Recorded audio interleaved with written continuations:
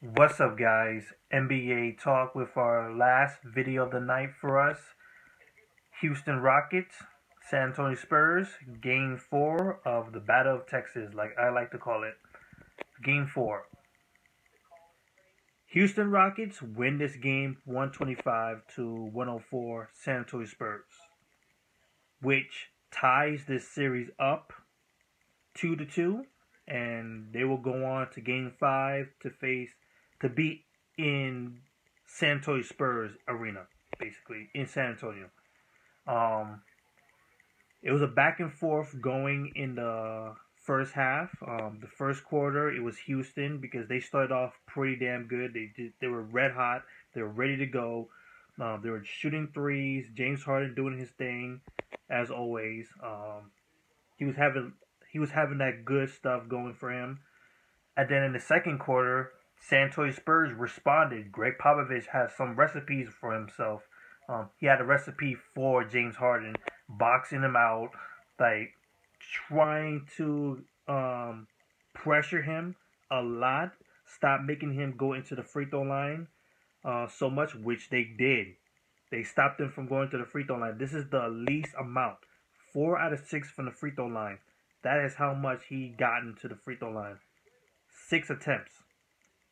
That is a good thing for the San Antonio Spurs. You don't want Kawhi Leonard fouling out all the time because James Harden. He's going to make you foul out real quick. They did a good job of trying to pressure James Harden. They made Patrick Beverley a non-factor in this game, at least into a major degree.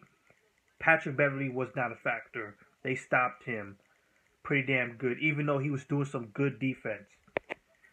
It will come into the second half because the Houston Rockets had to answer that strategy of the San Antonio Spurs in which they're pressuring James Harden as a ball handler. Ball handler was the key element when they put Eric Gordon into the starting lineup in the second half instead of Patrick Beverley, I believe. It changed the dynamic because now they have another guy who can handle the ball pretty better, who can handle the ball better than Patrick Beverley.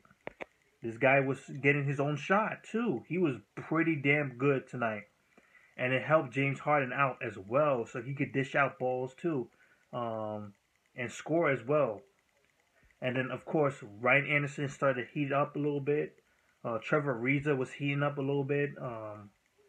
It was looking good. Lou Williams, when they added him in there, he was doing some good things too. And they added this guy Brown. And I think in my previous video, they haven't been using other guys yet. They used Sam Dekker tonight as well, even though he didn't really do anything that much. He rebounded the ball. That was pretty much it. He couldn't shoot anything. Um, but they're using new people. They're using new people. They have weapons that they haven't used yet. Even though they're young, these are weapons still. Um, so yeah, it was all ball handling skills. Whenever they try to trap James Harden, they have another guy to dish it to, and that guy creates a shot. Or he passes the ball to the nearest shooter. Bam, easy three. And that's exactly what's happened in the third quarter. In the fourth quarter, it was too much for the San Antonio Spurs. So that'll be pretty much it for this game. So let's get into the stats. James Harden with 28 points, 12 assists, 5 rebounds, and 2 steals tonight. He was 10 for 18, even though he was 4 for 11 for the three-point range, 4 for 6 from the free throw line. Patrick Beverley had 10 points, 6 assists, 4 rebounds. They did a good number on Patrick Beverley, like I said. They made him almost a non-factor. Trevor Ariza with 16 points, 6 rebounds, 5 assists, 2 steals. Excellent. Ryan Anderson was able to give you something with 13 points, 3 pointers made.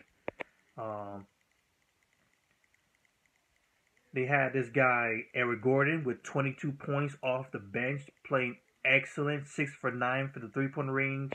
Lou Williams with 13 points, 11 points from Brown. So you got a huge helping off the bench. Good guard play. Very good guard play. 52% from the field, 44% for the three-point range, 41 rebounds, 28 assists, 7 steals, and only 9 turnovers. So excellent job from the Houston Rockets. The San Antonio Spurs, Kawhi Leonard with 16 points, 6 rebounds, 4 assists, 16 points from LaMarcus Aldridge, 5 points. Well, 16 points and 5 rebounds. That's the thing.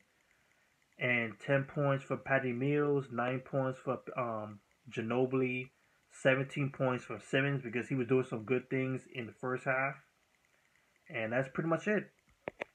49% from the field, 43 rebounds, 23 assists, 14 turnovers. So they need to answer the guard play. For the San Antonio Spurs side of view, they need to answer the guard play. They need to able to counteract this guard play.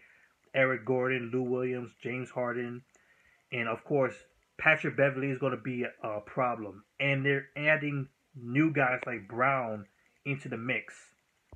They have to cancel out that guard play. If they can do that, they can really cancel out Ryan Anderson, who hasn't been a factor in this game that much.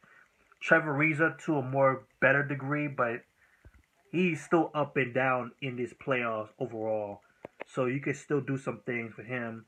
Capella, there's so much he can do because he's honestly their best. No. Nene is the best big man because he has a real good veteran presence, but not, I wouldn't say enough overall with Capella to really change the atmosphere, to change the culture, change the pace of this game. So I really honestly say Spurs needs to focus on the guard play, how to guard them, how to counteract their strategies with the guards. Because I guarantee you they're going to use the same strategy again on the San Antonio Spurs because I don't see anybody other than Danny Green who could do damage in terms of defending. Well, Danny Green can defend, but I don't know about everybody else. Ginobili, he's up there. He's too old. Kyle Anderson, maybe. Murray, I absolutely don't know. I know Kyle Anderson has proven that he can guard people, but I don't know. So that's it. Houston Rockets ties the series up 2-2. We'll see you in San Antonio. So peace out. Good night. Yeah.